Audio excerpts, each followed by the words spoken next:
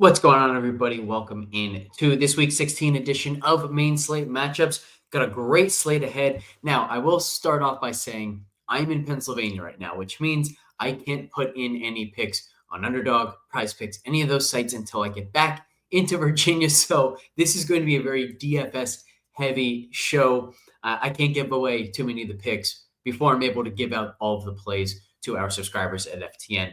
So this show, like I said, it's going to be more DFS leaned, but I will still talk about some of the guys that I really like. And so what we're going to start is actually just with the chalk. So instead of going game by game, we're going to talk through all of the most important plays on the slate, kind of evaluate their matchups. And it just so happens that we've got some very important decisions to make with some expensive running backs to start. So we're going to kind of talk through the matchups for these running backs, Jahmyr Gibbs, Bijan Robinson, kind of the two we're going to pay the most attention to.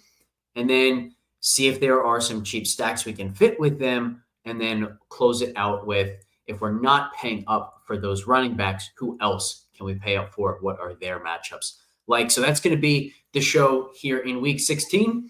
Let's get started. So as I alluded to, Jahmyr Gibbs with no David Montgomery going to be massive chalk this week at just $7,500. So let's take a look at the matchup for Gibbs against this Chicago Bears defense. That has been very gettable of late. In fact, we saw Gibbs in their last game against Chicago, only 9 carries, but 87 yards on those 9 carries, a bunch of kind of just gashing runs straight up the middle.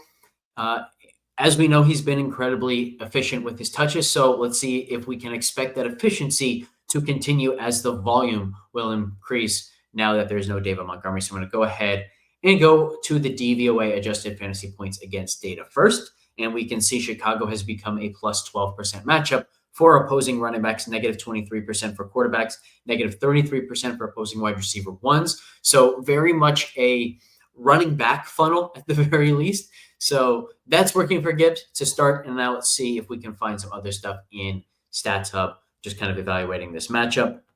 We're going to start with the season-long data here and just kind of take a look at how Chicago has fared against the run. And specifically, I want to know how they have done in terms of explosive rushing yards allowed and explosive runs allowed. And here we can see on the season, they have allowed the 6th most explosive rushing yards and the 6th most explosive runs, period. So both of those things definitely work in Jahmyr Gibbs' favor. We can also take a look at success rate allowed. Here, I believe they have been a little bit better.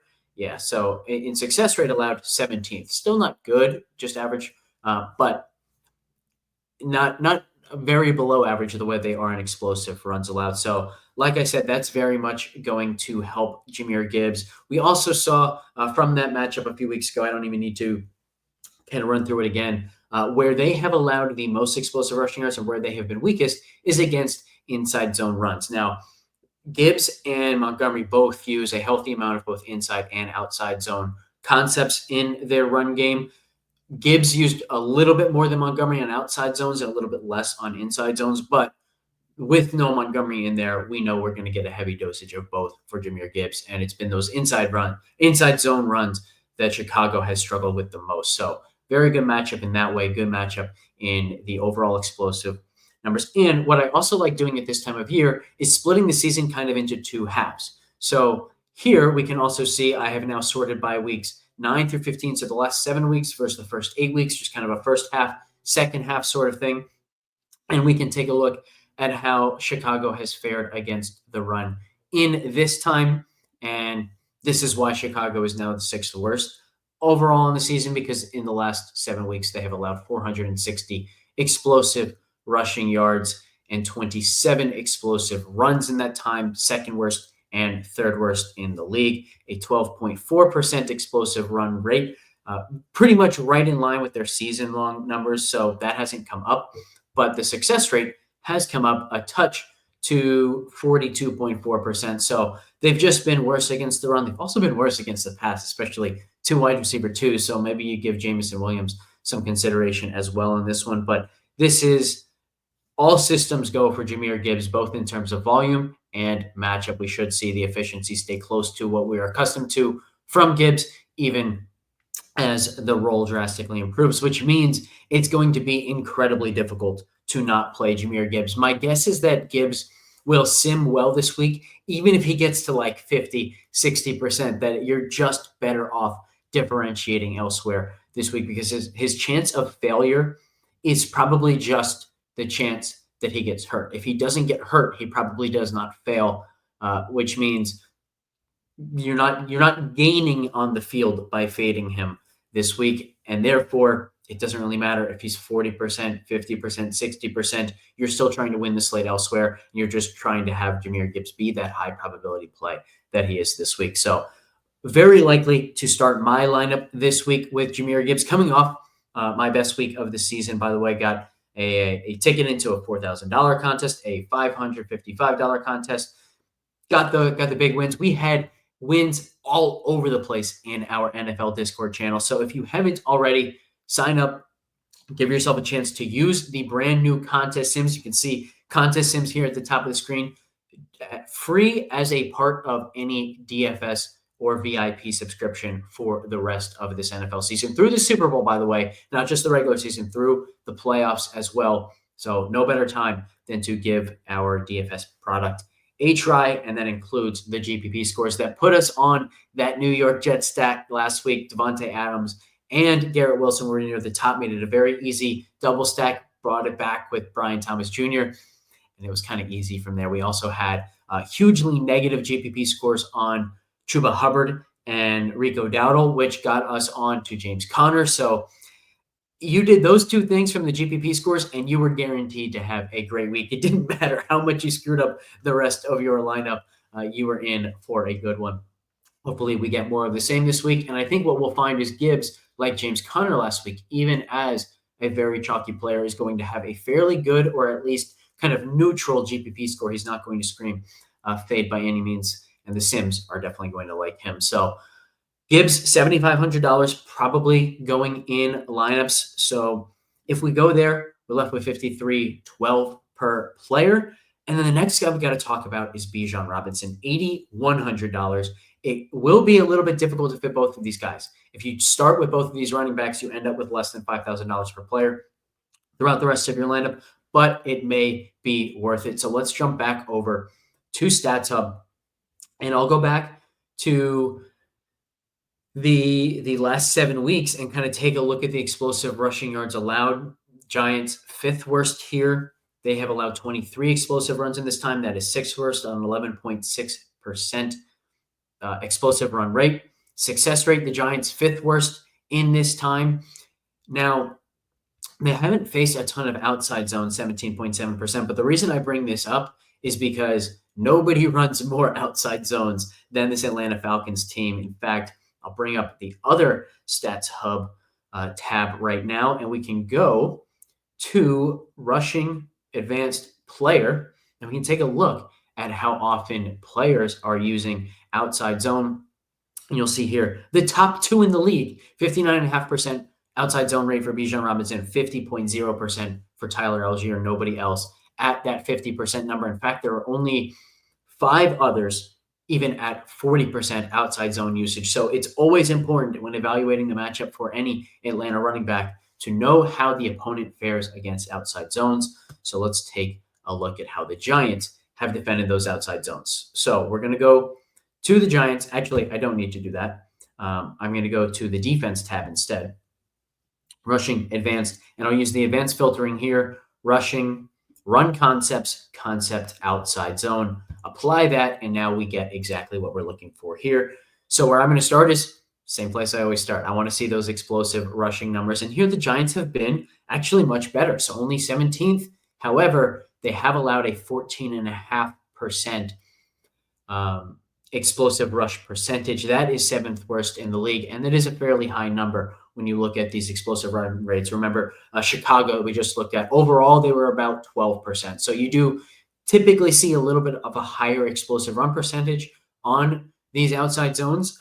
As we saw, like they've only faced 17%. So we don't really want to just look at yardage here. Now we want, because we are looking at something that has a much more volatile sample size from one team to the next, we have to go to the percentages. So that's why we're looking here. And now I also want to look at success rate allowed, and the Giants 6th worst in success rate allowed to the outside zone. So once again, very good matchup here for Bijan Robinson as a really chalky play. Now, part of the reason why I think that Bijan should be very popular, and to be honest, like I haven't done the full ownership run yet, but I've done enough to say he might be lower owned than I expected this week. I think he'll steam up.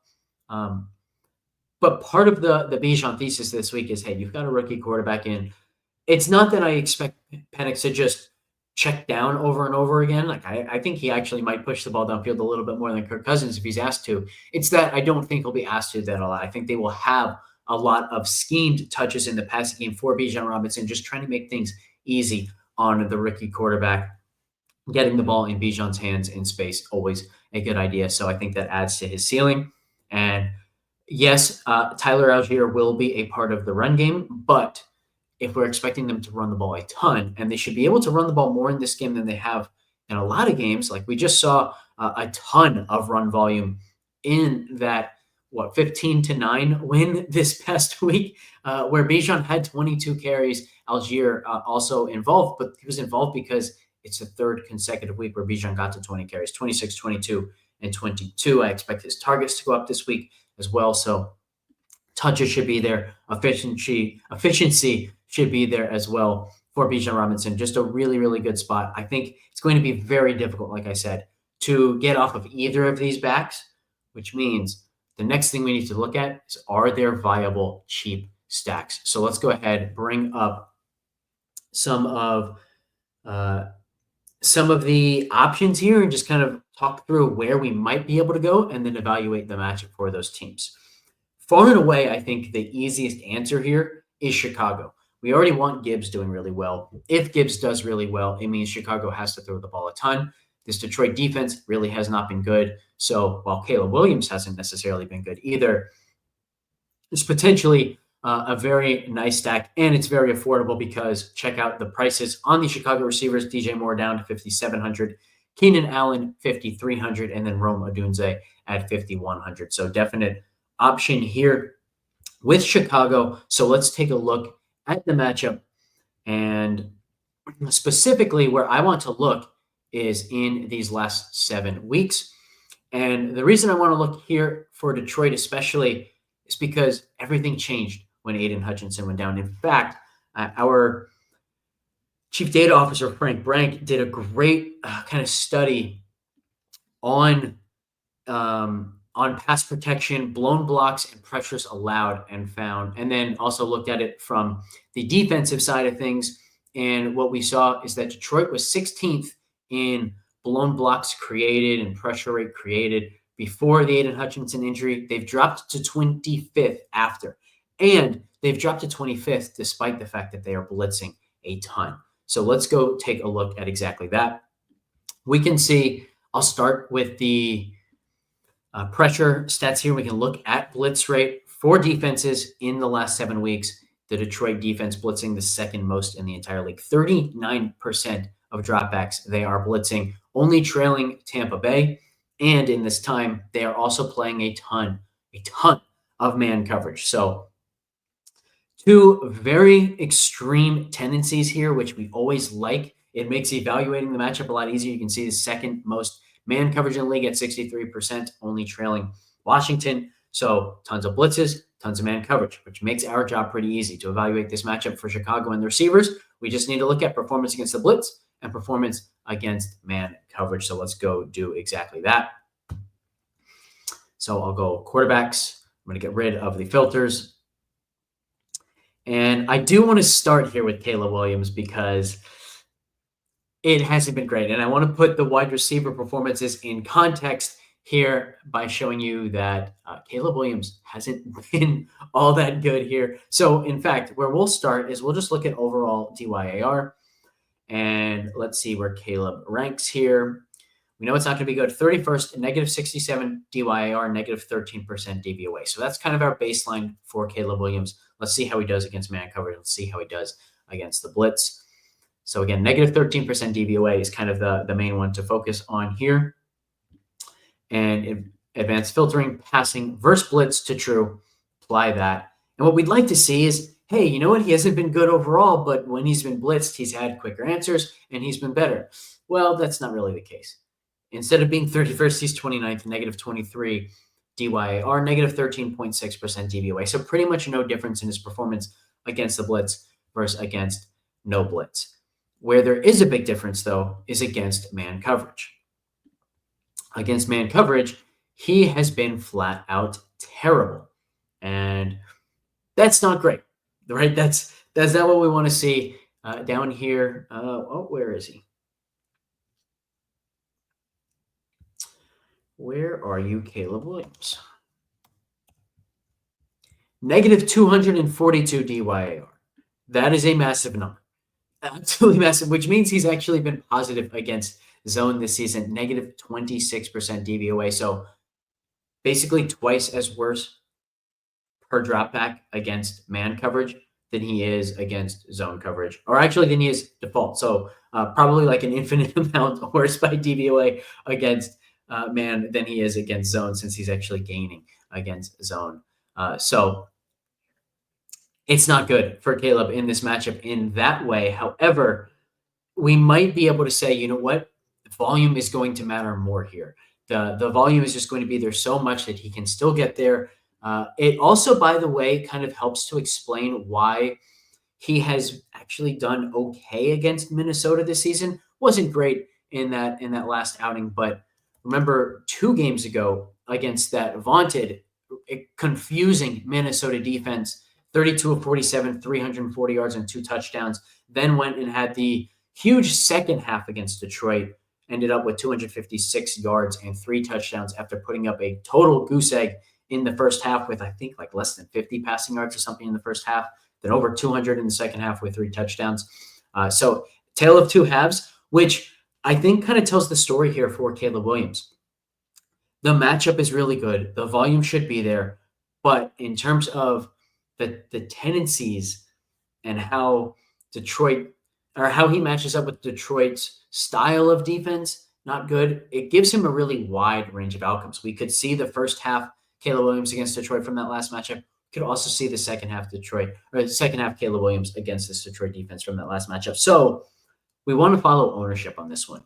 And I know Keenan Allen is going to be popular. I know DJ Moore is going to be popular. I don't know if Caleb is going to be popular, but I also know Rome Odunze will not be popular.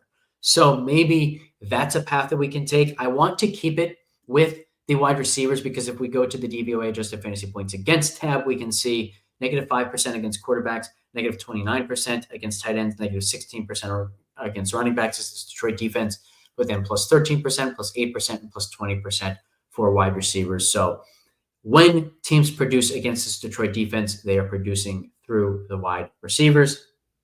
Josh Allen and that Buffalo Bills offense being a little bit of an outlier there, but we shouldn't base our analysis too much on what Josh Allen was able to do, because he and that entire offense are just so incredibly unique. So when I'm going to Chicago, I want to be going through their wide receivers. Very good wide receiver core, by the way. So let's take a look at how these wide receivers now produce against the blitz and against man coverage. Maybe there's something in the matchup where one of them stands out above the rest. I can kind of give you a hint ahead of time. The answer is not really, at least not the way we would want to see. So I'll bring up the Chicago team and we'll take a look at the baseline yards per route run data and then compare it to what we have seen lately and what we have seen against man and the blitz. So 1.5 yards per route run for DJ Moore, 1.4 for Keenan Allen, 1.3 for Rome Odunze. They're nice and bunched together, which I think kind of like first and foremost, the fact that they're this bunched together means they probably shouldn't be so different from one another in an ownership perspective. Rome should not be this much lower owned than both DJ Moore and Keenan Allen, unless there's something in the matchup data. So let's take a look now. We will go first to man coverage. And here we will see 1.3 for Keenan, 1.2 for Rome, 1.1 for DJ Moore. Remember, these numbers are going to go down because Caleb Williams has been so bad against man coverage. It doesn't mean that these guys have a skill set that is more suited to zone than man, it could be all about Caleb Williams and not about these receivers. Where I did expect, I should say, to see some favorabilities, I thought that we would see DJ Moore really separate against the blitz, and we don't really see that. 1.5, so he's ahead of both Rome and Keenan Allen. Also noteworthy that DeAndre Swift goes up to 2.0 yards per route run, but he's not running that many routes against the blitz. A lot of the time, the running back has to stay in to block against the blitz. So even though the yards per route run data is there for Swift, that doesn't make me want to play him in this matchup. And then finally, I do want to take a look at how this has changed of late. So we can take a look here. In these last 7 weeks, we can do the exact same thing. Receiving advanced player. I'll bring up this Chicago team. And this is probably why we're seeing the ownership that we are on Keenan and DJ Moore, both at 1.5. But again, like they're bunched together even in these last 7 weeks. That it's not like this major move towards DJ Moore and Keenan Allen. If I recall correctly, we did start to see some separation against the blitz. So 1.7 for Keenan, 1.5 for Rome, 1.3 for DJ Moore. And then against man coverage, it was a DJ Moore who started to separate just a touch. We will see momentarily. Yeah, 1.3, 1.1, and then 0.9. So as we get more and more recent, you would see that DJ Moore yards per run against man coverage go up a little bit, but we kind of knew that to begin with, right? Like DJ Moore has been productive in the last few weeks as I bring up these game logs. So the game logs are pretty much why the splits are the way they are. We saw 7 for 106. Then we saw 97 on 16 targets. Then 2 more games with 8 targets, including 8 for 8 for only 46 yards against Minnesota. That is quite a number there. So we understand why the ownership is where it is, but we also saw Rome Odunze just score 2 touchdowns 2 games ago against San Francisco. So we know that the spike week is there for him. We know that he has had weeks this season where he has been the one with the high yards per out run or the high yards per reception at the very least. So I think the ceiling is there for Rome. The way I would say it right now is I kind of expect Chicago to end up being the most popular stack of the week because they both save money and they make perfect sense with Jahmyr Gibbs, the most popular play on the slate, as the kind of just perfectly convenient bring back there. So if I am right about that, I would make a rule that if I'm playing Chicago, I am 100% playing Rome Odunze, and then I'll take my pick between DJ Moore and Keenan Allen. Whereas if they just don't get the steam that I'm expecting, and it's just, hey, you know what? If people aren't on this, I can just play it as a way to help me separate and fit more plays in, then I might just go with the highest probability combination, which is probably going to be Keenan Allen and DJ Moore. So we'll have to see on ownership on this one. I know with certainty that you will have at least a chalky stack in a contrarian way if you go to Rome Odunze. So that option is, so this Chicago option is going to be on the table regardless. It's just a matter of what is the best way to stack them and are they better than all of the other options? And that is largely going to come down to ownership. So let's take a look now at some other cheap options. And let's see. One of the cheap options is actually just staying in this Atlanta game and going to Michael Penix. Now, before I even kind of evaluate this, I want to point out the fact that, yeah, Penix himself is very cheap at $4,500. But 2 things here. Number 1, I don't expect pass volume to be high for a rookie quarterback in his first start. If I'm going to Penix, I'm therefore losing correlation. We saw last week, like what made us so successful last week? We leaned into the most correlated stack on the slate with Rodgers, Garrett Wilson, and Devontae Adams, and we were rewarded in a huge way for that. Brian Thomas Jr. added a ton of correlation to that stack. I don't want to get away from the correlation build. So personally, I'm kind of Xing out Penix for that reason. I don't even need to go into the matchup. But the other thing I wanted to point out here is you're not saving a ton of money with this either. If you went Drake London, Darnell Mooney, and Michael Penix, you are left with $56.16 per player. If you instead went Caleb Williams, DJ Moore, let's even make this the expensive one, and Keenan Allen, you're left with 55.83. It's basically the same price. So unless you're going like Penix, McLeod, and Kyle Pitts, you're not actually saving a ton of money relative to where you can save elsewhere. And I think the pass volume and the correlation is so much stronger here in that Chicago stack that the Atlanta stack just doesn't make any sense to me. There will be people who use Penix as maybe either naked or just with one of his pass catchers. And you will be able to build some lineups where it's like, oh man, I really like what that savings gives me. It gives me a lot of one-offs that I like. But that's just not the way I like to build, particularly in single entry contests. So that's going to be a path that I very much avoid. In fact, I would say it's probably the worst way to build on this slate because so many people are going to do it. And now you just purely get into a contest of how well you can pick plays versus everybody else. We don't want to try to outpick our competition. We want to try to outbuild our competition. We largely do that through correlation. So that Atlanta build, or the Penix build, I should say, just seems like the least sharp way to attack this slate possible. And I'll also add that that gives us a really nice opportunity to take advantage of how many people are actually doing that, because now it means that the field as a whole is going to be correlating less this week than they do in most weeks. That is something to take advantage of. So where else can we potentially do just that? Brock Purdy stands out to me a little bit. I know Miami has this red first number, but we've kind of talked all season that Miami pass defense has not been anywhere near as good as their numbers suggest because teams just flat out did not throw the ball against them in all of the time Tua was out. And as far as success rate allowed goes, they have allowed a pretty high success rate throughout the season against the pass.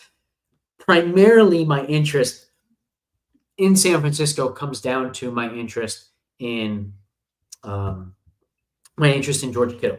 So let's clear these filters real quick, and let's just take a look in these last 7 weeks at how teams have defended, and we will see, I believe, a very high to high rate for Miami, highest in the entire league, and a high zone rate for Miami, 6th highest in the league. So against too high and against zone, how have the San Francisco wide receivers performed? We can take a look at exactly that right now. Let's go to Miami. Let's get rid of Chicago. And instead of the blitz, we want to start with zone coverage. Let's start there. I did not want Miami. I wanted San Francisco. Where are you at? There we go. A massive 3.0 yards per route run for George Kittle. Also a really strong 2.8 yards per route run for Juwan Jennings. Both of these really good. Both of these higher than their baselines. So I'll show you the baseline real quick before we go to too high. Just get rid of that zone number. And instead of 3.0 and 2.8, we get 2.7. So small decline for Juwan Jennings, 2.5 for George Kittle. So very severe splits for him against zone relative to man coverage. We've seen that for Kittle in his entire career. So even more credence to that idea that he excels against zone. And now let's add in too high as well and see what we get against too high for these guys. Kittle to 2.8, Juwan Jennings down to 2.3. So outstanding matchup for George Kittle.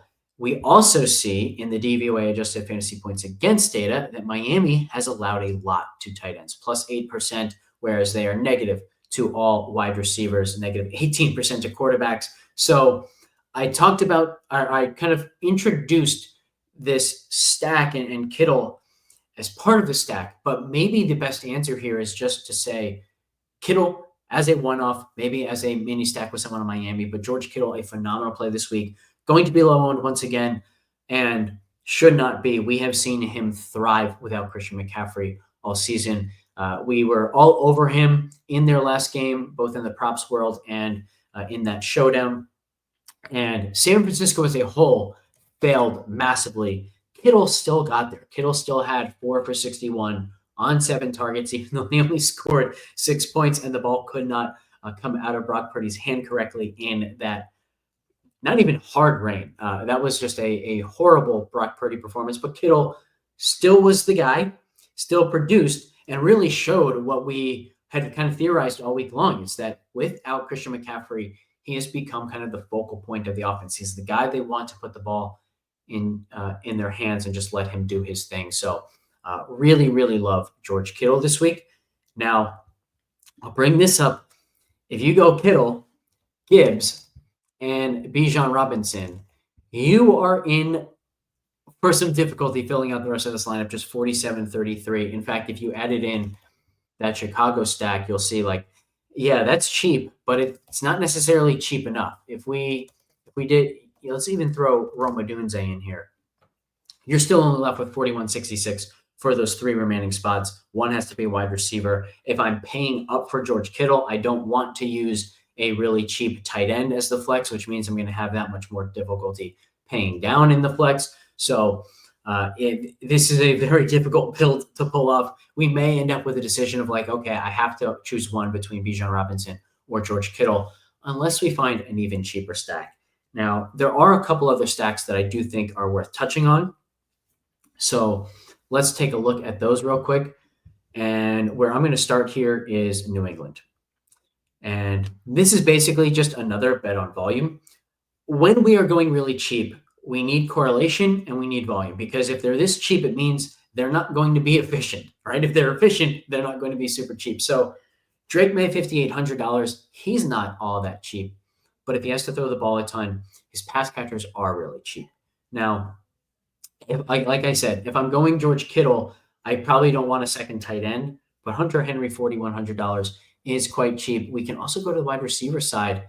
Demario Douglas, just $4,400, and then Booty, Kendrick Bourne at $3,500 and $3,400 respectively. So if we think that this is a pretty decent spot for any of these receivers, we could come up with a very cheap double stack for New England. And then just kind of some DFS theory. If we started a lineup with Jahmyr Gibbs, Bijan Robinson, and George Kittle, what are we kind of implying about the wide receiver position?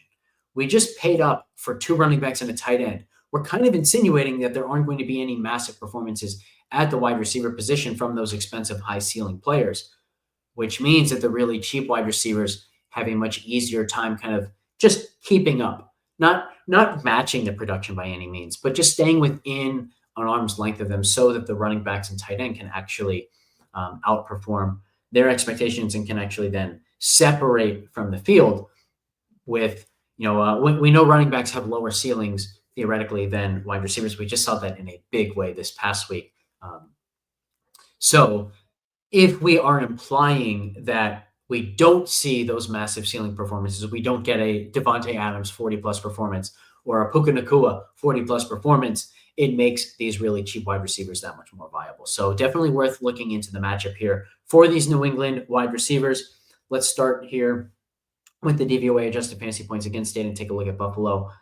Plus 21% for wide receiver twos, minus 6% for wide receiver ones, minus 5% for tight ends. So I definitely like this wide receiver two number, also plus 21% for running backs, which I think we will certainly see New England try to either both run the ball, but also, throw the ball a little bit to these guys. Problem is price-wise, $5,900 is really expensive now for Ramondre Stevenson. We just don't see much of a ceiling at all from him, in large part because this has become more of a timeshare over the last few weeks with Antonio Gibson, 6, 7, and 7 carries in the last 3 weeks. We've seen a little bit more burst from Gibson. So honestly, you could probably do worse than a $5,300 Antonio Gibson if you're trying to pay down at running back. But the problem is, look at the prices for Gibson in the last few weeks, 49, 48, 47, 49, 49. He hasn't done nearly enough. He doesn't have enough of a role to justify the price increase to $5,300. So I think both of these are just a stay away, and we have to see if we can find something in the matchup for these wide receivers to make a Drake May stack worth it. So let's go ahead and do exactly that. Let's take a look at this Buffalo defense. And I will just kind of start here in the last 7 weeks. We don't even need to look at the full season for a lot of these tendencies. And we can see right away, Buffalo has played the 5th most zone. Unfortunately, if I recall correctly, that's going to point to Austin Hooper and Hunter Henry more than these wide receivers, but we can take a look, of course, and then also getting a decent amount of too high. So 10th most too high. What was that? 6th most zone, 5th most zone. So let's see how these New England pass catchers have done against too high and against zone. Instead of San Francisco, we will look at New England.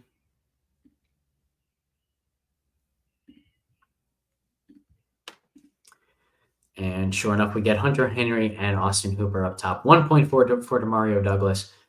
It looks like I need to get rid of the qualified box to get some of these other guys in there. You can also see 1.6 for Antonio Gibson. That's kind of nice. Kendrick Bourne at 1.1. And that is against, let's see, I think that was against too high. Yeah. So what we're really most intrigued in here, or most curious in, I should say, is performance against zone coverage. And here, once again, Austin Hooper, 2.2 yards per out run, 1.7 for Hunter Henry. Might be yet another week. We are 100% so far this season going over on Austin Hooper's yardage number. This might be another week to do that. We've been doing it against teams who play a lot of zone and a lot of too high. It has hit every single time, and maybe we'll go right back to it this week. But not a ton to like from these wide receivers. 1.2 for Bourne, 1.2 for Demario Douglas. Booty goes all the way down to 1.0. So the last thing that I want to look at here is production allowed to the slot for Buffalo, and then maybe that will open up something for Demario Douglas. So let's go back to this receiving data page, and I'm going to go to route location, alignment, slot. And let's see what they have allowed here. So total EPA, I think, is a really good way to evaluate this. We just used Brian Thomas Jr. in large part because the New York Jets have allowed so much EPA to the slot of late, and here we get Buffalo allowing the 5th highest EPA to the slot over the last 7 weeks. I'll also point out Las Vegas second. Hey, who plays Las Vegas this week? Oh, yeah, Brian Thomas Jr. So maybe a reason to go right back to Brian Thomas Jr., even though the DVOA adjusted fantasy points against data shows Las Vegas has actually been decent against wide receiver ones, -6%, plus 24% for our tight ends, and plus 10% for running backs. So we've been attacking Las Vegas with running backs and wide receivers all season, but it's Brian Thomas Jr., so we might want to go right back to him this week. But all right, let's now take a look. Knowing that this is a very good slot matchup, and actually, before I move on from this, let's also take a look at how they have done against wide receivers out wide. So out wide, Buffalo has allowed the 7th highest EPA. Interesting. Okay, so in that regard, this actually might be a decent spot for wide receivers here against Buffalo. So now let's take a look at which of the Patriots guys are really excelling against or out of the slot and from out wide. This might actually be a point against some of the tight ends, but we also might see like maybe Hunter Henry is lining up over and over and over again from the slot, in which case we could still go to a New England stack. It would just now likely be without George Kittle because we would maybe choose Hunter Henry instead. All right, let's go. And let's see. So I want to get rid of this coverage data, and I just want to look at the route location first from the slot. Let's take a look at the yards per route run. Hunter Henry, Demario Douglas, really the only two guys of any worth out of the slot, but you can see 228 routes for Hunter Henry out of the slot. So he's getting a ton of slot work, 254 for Demario Douglas, equivalent targets out of the slot at 54 each. So Douglas is in play. I wish he was in that $3,400 range instead of the $4,400 price tag that he's got. But let's also take a look out wide and see what we got there. This is, by the way, a bit of a point against Austin Hooper. So now let's check wide instead. And Demario Douglas, 1.6, not getting a ton of work out there, only 70 routes. We just saw 200 plus from the slot. Kendrick Bourne, 1.5 yards per route run. And then Kayshon Boutte, 1.1. Boutte has run by far the most routes there. Let's take a look at how this data looks. First, since May took over, I think that's an important point here. So let's see, Drake May took over in week 6. So you know what? Let's just use this tab just for the sake of of being efficient with our time here. I'm not going to build all of that out. Once again, I'll just use these last 7 weeks here. And let me just clear all these filters. Oh, crap. I didn't want to do that. Well, now I got to build it back. 15, 14,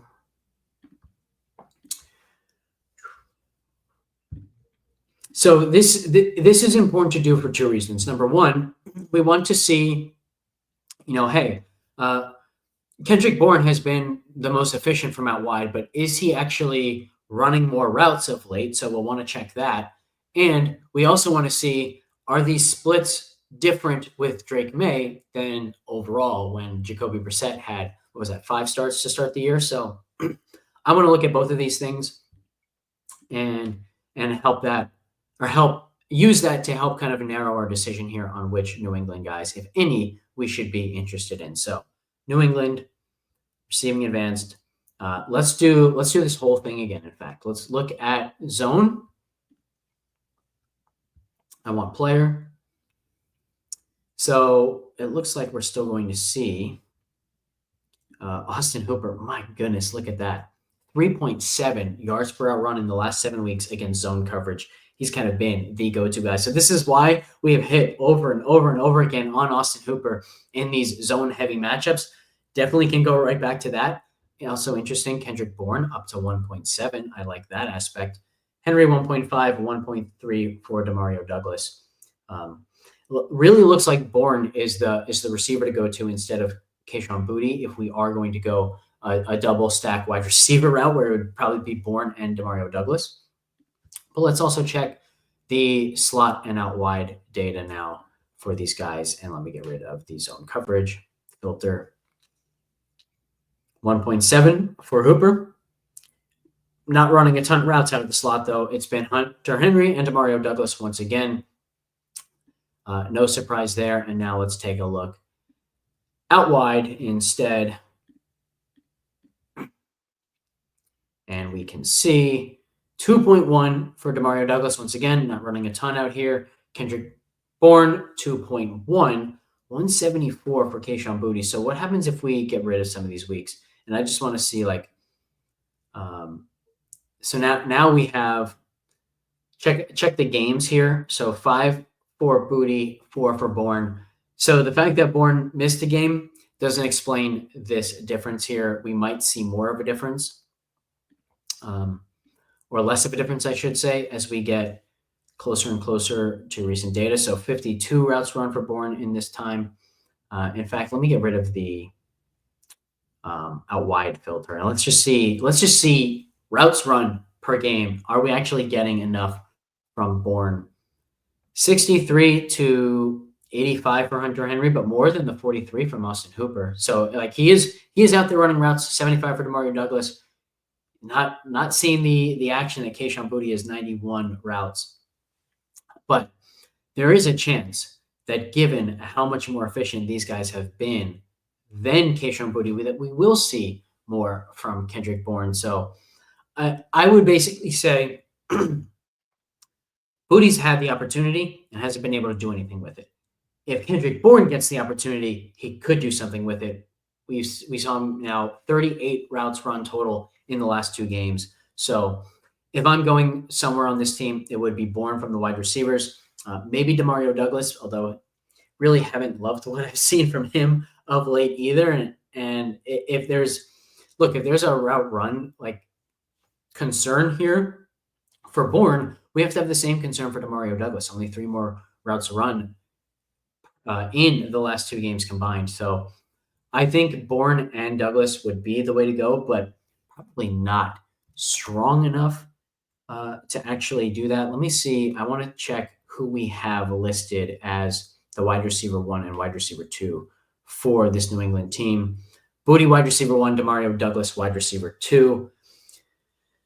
There's a chance that Bourne also benefits from that wide receiver 2 designation. Remember, the DVOA adjusted fantasy points against data very good for wide receiver 2s against Buffalo. So this is doable. If you need somewhere to really save a lot of money, let's go back to this DraftKings page and just take a look at what this would look like salary-wise. $3,400 price tag for Bourne, 44 for Douglas. I think this is a way to make this work right here. Now we have 49.33 remaining for these final three spots. Remember, that's a lot cheaper than any of the Chicago combinations. So over 4,900 remaining versus, we already got this answer, but I don't remember exactly what it was, versus 4,100 remaining. So major difference there. It makes the New England stack viable. It's correlated. We would have the expected pass volume, as they should be trailing a Buffalo team that has just been incredible offensively. One issue I do have with New England stack is, where do you go as the bring back? I want to bring back, right? Like we're asking Buffalo to really perform, but Josh Allen has been performing so much better than any of the skill players. They've got three running backs getting touches: James Cook, Ray Davis, and Ty Johnson. They have a million different receiving options now in the mix. Keon Coleman, Khalil Shakir. Like, Shakir's probably the guy, but man, anytime Shakir hits, you got to think Josh Allen's hitting in a big way. And now you probably want the $8,700 Josh Allen instead of the $5,800 Drake May, or $5,900, whichever one it was. So I think that's my biggest holdup on the New England stack. It's actually not the fact that I don't expect those really cheap wide receivers to break the slate by any means. They're almost certainly not going to do that.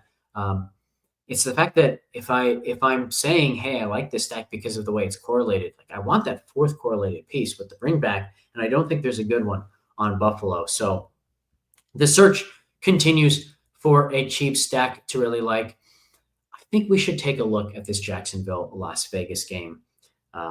No surprise here. Like we pointed to it last week, Jacksonville still playing a ton of man coverage. I mentioned the fact that I did not care in the slightest that they had done well against Will Levis, and we got rewarded for that belief. So let's take a look defensively now in these last 7 weeks at just what Jacksonville is doing defensively. I have to refresh here. That's not helpful. So we're going to see that Jacksonville's still playing a ton of man coverage. They're still giving up a lot of explosive passes, a lot of deep receiving yards, as we saw to Devontae Adams last week. And they're still just a really good matchup. And so we can take a look at who on Las Vegas stands to really benefit from that as I'm building all of this back. So now we have the last 7 weeks once again, and we can go to air yards, defense, and take a look at these numbers. Jacksonville has allowed the third most deep receiving yards in the last 7 weeks, despite having a bye in that time. A very high deep pass percentage, 16.2%, and 14 deep completions, tied for the highest in the league. And as I mentioned, they are still playing a lot of man coverage. Fourth highest man rate at 57% in that time. They've also been playing more single high. Kind of early in the season, they weren't playing a ton of it. 13th, it's not like that's a high amount of single high, but it is higher than before. Where they really struggle the most is in the pressure department. We'll see they have the lowest pressure rate in the entire league, the lowest blitz rate in the entire league by a lot in this time and for the entire season, and a really low sack rate, second lowest adjusted sack percentage as well. So they just don't pressure the quarterback. They don't seem interested in pressuring the quarterback. They play a lot of man coverage, and they give up a lot of deep production as a result. So there are a couple things that I want to look at here. First of which is who might actually be playing quarterback for Las Vegas this week. I think that's a big question. It's got to be, okay, yeah, Aiden O'Connell was a full participant. So he will be the starting quarterback this week for Las Vegas. Look, he's not good, but he's a lot better than Desmond Ridder. We saw Desmond Ridder didn't complete his first pass to a receiver until like 5.5 minutes left in the fourth quarter or something insane like that. We needed Jacoby Myers over 61.5 receiving yards for a 3-pick victory. He got to 59. And all 59 were in the last 5 minutes of the game. So that was incredibly tilting. Why weren't you just throwing the ball up sooner? They finally were able to move the ball. Maybe Atlanta was playing some prevent defense that made it easier, but that was an atrocious performance from Desmond Ridder. So even though I don't think Aiden O'Connell was good, he's better than Desmond Ridder, and he makes some of these guys viable. We saw O'Connell, Myers, and Bowers really gain a ton of steam a couple weeks ago. I don't necessarily expect that again. But the matchup and actually I don't expect that again because he failed spectacularly in that game. That entire offense really failed. That was his last start against Tampa Bay. He only went 11 of 19. I think he left injured, but it wasn't good when he was healthy either. So I don't think we'll see that stack get popular again, but maybe we do play it. And I would say we should play it in a slightly different way. So let me get rid of these Chicago guys. And the one that I want to pay most attention to is Trey Tucker, $3,900. Let's see if there's a reason to go to Trey Tucker. And the reason why I want to look at Trey Tucker, same idea. Yeah, Aiden O'Connell is cheap at $5,100. But O'Connell, Jacoby Myers, Brock Bowers would actually be more expensive than the Chicago stack that we were looking at earlier. And I said it already. If I'm using George Kittle, if I'm paying up a tight end, I want him to separate from the entire position. I don't want to do a double tight end. So, this would probably be O'Connell, Myers, and Trey Tucker for me, but we have to actually see if that's viable here. So let's see how they do against man coverage.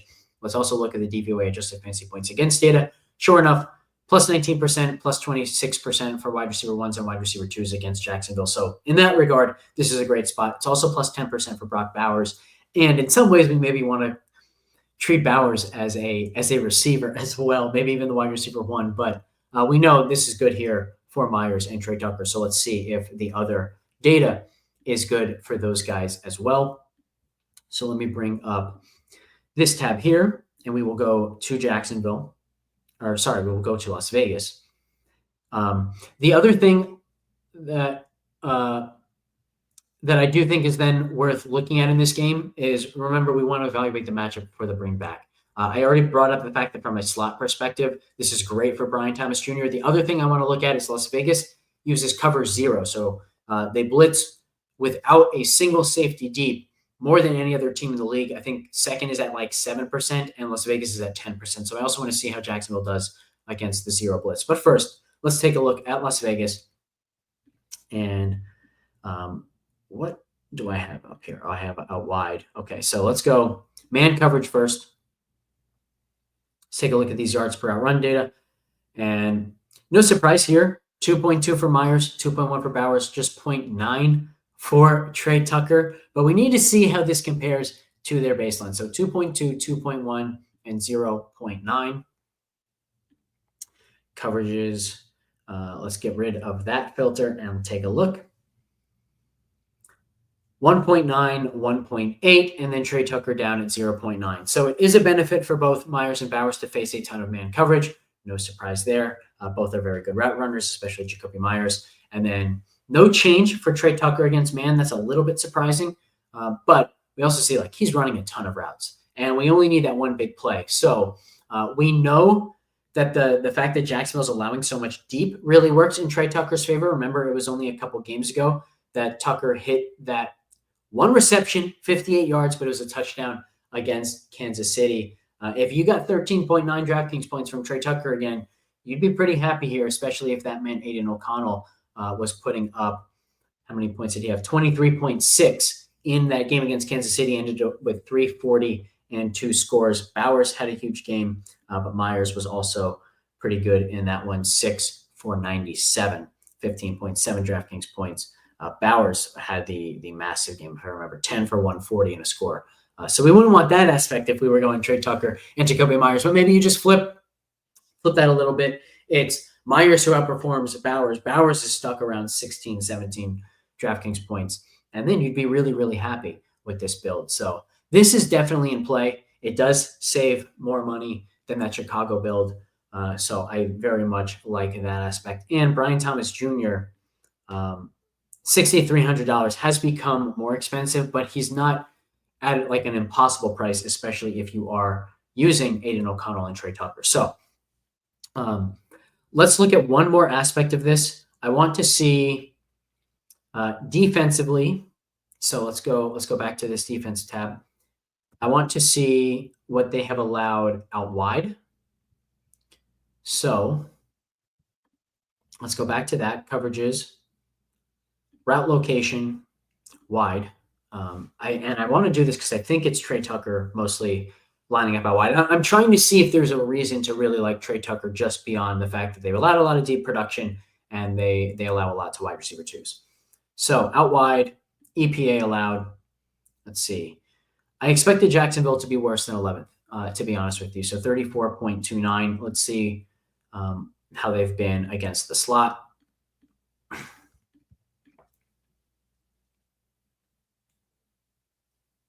Expected them to be worse here as well. 19th. Wow. Interesting. Okay. So I remember from last week that Myers had a big boost over Bowers out wide, but they were pretty even out of the slot. So let's see.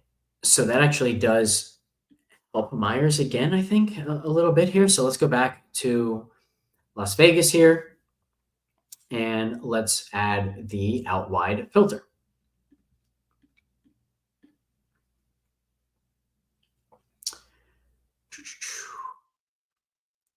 So out wide, we see, oh, never mind. Oh, yeah. So 2.1 yards per run is great for Bowers, but look, only 89 routes from out wide. So Myers is actually lining up out there, and at 1.9 yards per out run, that's still quite good. Trey Tucker lining up out there the most, only 0.8 yards per out run, but he also gets gained some other touches. So Trey Tucker in play. When he hits, we know he's going to hit with big plays.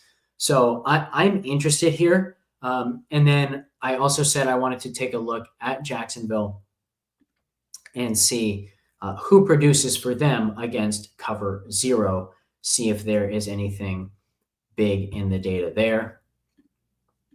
So let's do exactly that. Let me get rid of the route location filter, and let's go coverages and cover zero. Remember, I don't even need to I don't even need to see the data for these guys coming out of the slot because we already were all over this matchup. We were already all over the slot matchup a week ago for Brian Thomas Jr., and then he went nuclear against the Jets for that exact reason. And against cover zero, only 19 routes, but 4 for 69 and 3 touchdowns for Brian Thomas Jr. against zero coverage. So really good spot for Brian Thomas Jr. I think that this is probably the leader in the clubhouse for me in terms of the cheap stack that I would turn to if I needed to fit in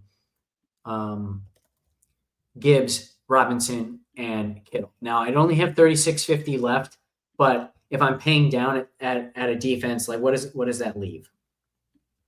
Let's just throw in somebody random. So like I don't have to totally punt the flex position with this stack the way that I probably would have to do so if I went to Chicago. We're getting a little bit of savings here because we get the $3,900 Trey Tucker and Aiden O'Connell just $5,100. It's probably the leader in the clubhouse for me if I'm going to the really chalky running back build where I'm also fitting in George Kittle. I have no clue right now if this is actually what I'm going to do. But it's now that time to say, all right, if we're not paying up for Bijan Robinson, if we're not paying up for George Kittle, who else can we pay up for? And I'll say, because I think these running backs have such incredible floors and good ceilings, better ceilings than most because they also provide so much in the passing game, which also adds to their floor.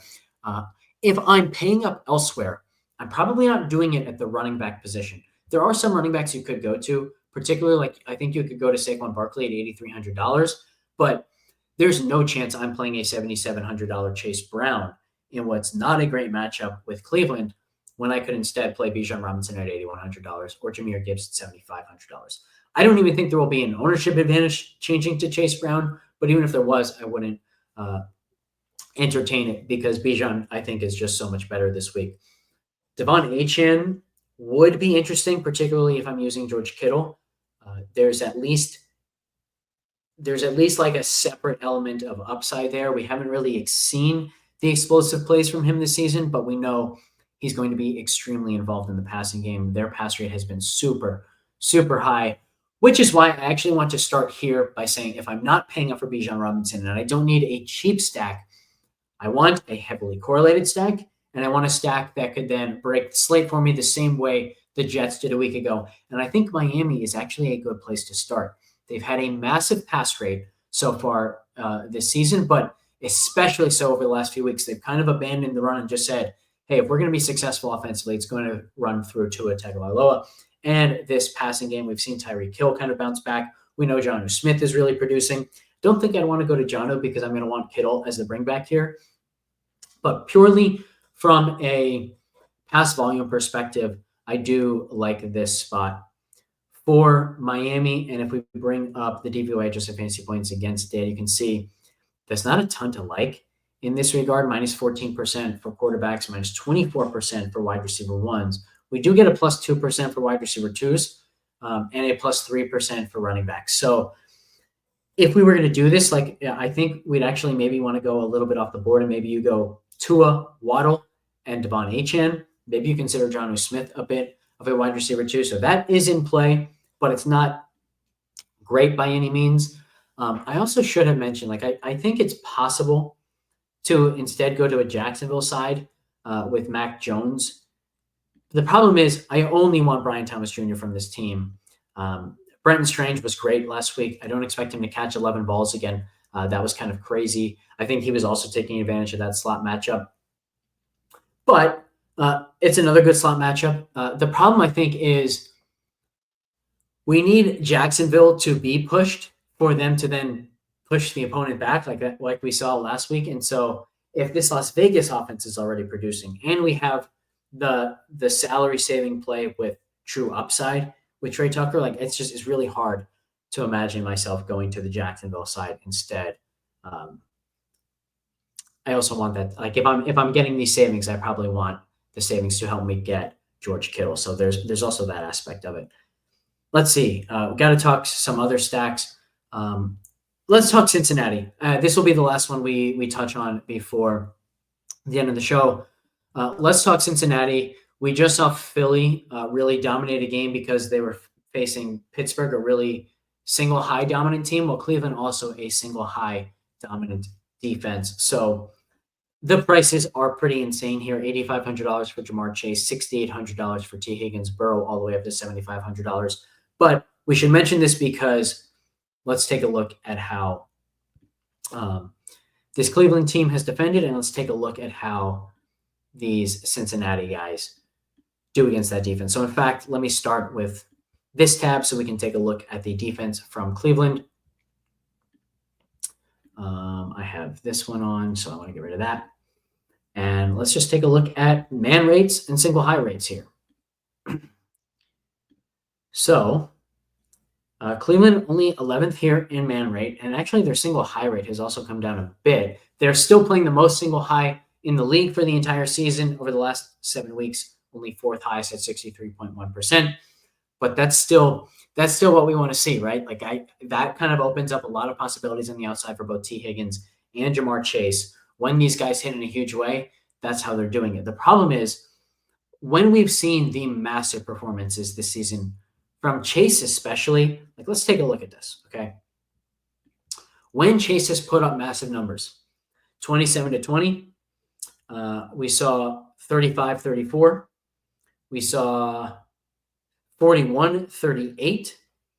They're getting pushed. Chase is putting up these huge scores when they get pushed and have to do a lot of the scoring themselves. 26.5 in a 34-27 game. We saw 20.6 in a 44-38 game. We need Cincinnati to be pushed, and with Dorian and with DTR back there for Cincinnati this week, I just don't see that happening. He has been terrible in every single appearance of his, so I don't really see Cincinnati being pushed, but maybe they just come out firing early, and in that way, the Cincinnati team still could hit. So let's take a look at how these guys have fared against single high this season and just show why they either have a ton of upside as a stack. Maybe the answer would be because I don't expect them to be pushed. I can just say, all right, I'll use either of these guys as a one-off. So 2.6 yards per outrun overall for Chase, 2.1 for Higgins. What do those numbers look like against single high? That is what we should care about the most here.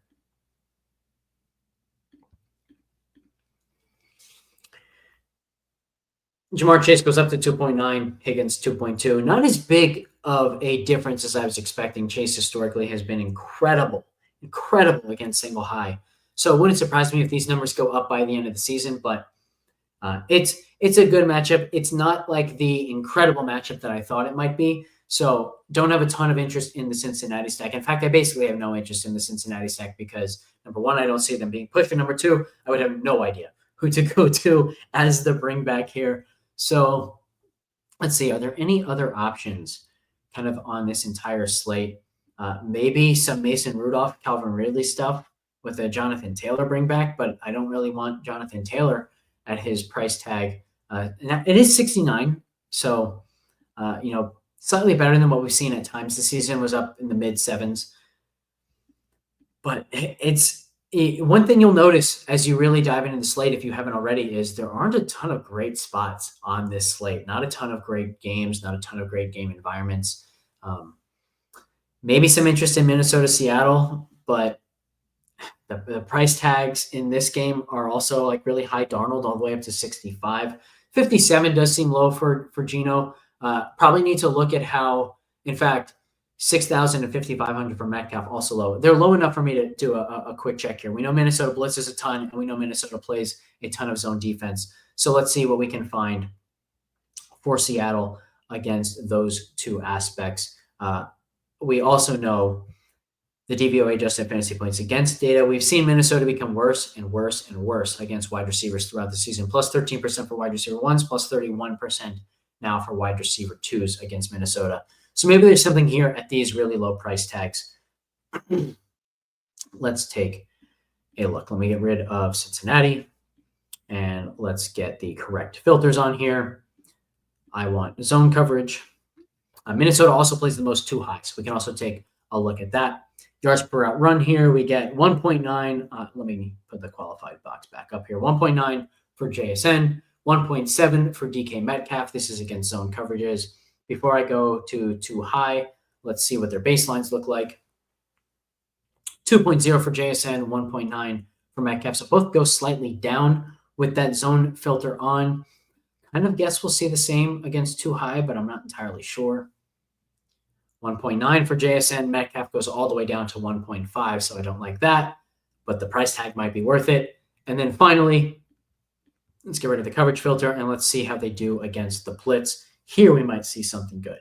2.7 for JSN, 2.4 for DK Metcalf, which means Geno, JSN, and DK Metcalf very, very, very much in play this week. And on the Minnesota side, we can kind of use anybody as the bring back. Let's see. Seattle has been most vulnerable to wide receiver twos, plus 14%, also plus 4% for running backs, plus 2% for tight ends. So I've got to jump off here, but we'll look more into, hey, how is this matchup for TJ Hawkinson versus Jordan Addison versus Justin Jefferson versus Aaron Jones? I think that at the moment I would probably lean either to Hawkinson at 48 or Addison at 62. I don't necessarily need to save money with that final spot, but given how much I'm saving relative to the typical price of these Seattle guys, like it just seems to make sense to me to want to save money throughout the entire stack. But the fact that we are getting savings on Geno, JSN, and DK Metcalf, maybe that just means that we can use those savings on the bring back with Justin Jefferson, or even the $6,200 price tag for Addison is up there. All right, guys, that will do it here for Main Slate Matchups Week 16. Thanks, everybody, for tuning in. Catch you next time.